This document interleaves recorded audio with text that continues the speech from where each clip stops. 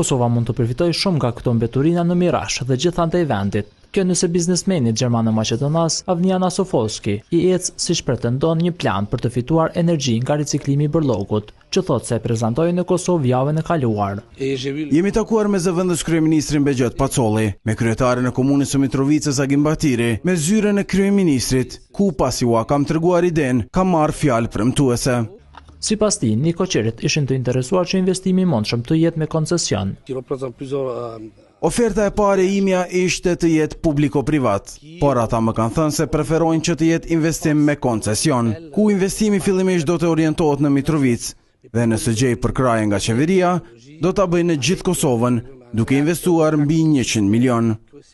Agim Batiri tha me telefon se kërkesat e firmës së RPP Gjermani për t'i ndarë 10 hektar tokë dhe garantim të mbeturinave mund të plotësohen nëse investitori sjell plane konkrete dhe serioze.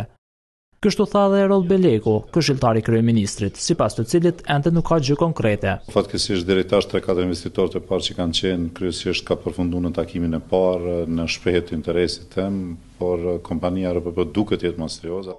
Ai tha që negociatat mund të ecin para nëse RPP kthehet me propozime reale.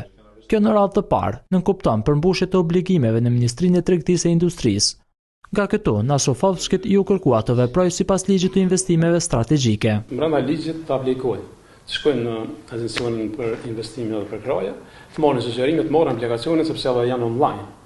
Por sa rrym fitohet me kapacitetet aktuale të bërllogut në vend, me rreth 1000 tonë në ditë. Dikun mund prodhohen 15 megawatt energji për një orë. Nisma të tilla pati edhe më parë në Kosovë, por pa sukses. Disa firma shfrytzuan negociatat me Prishtinën për të fituar fonde nga BE. Zyrtarët i kërkuan RPP-s të mos veprojë njëjtë.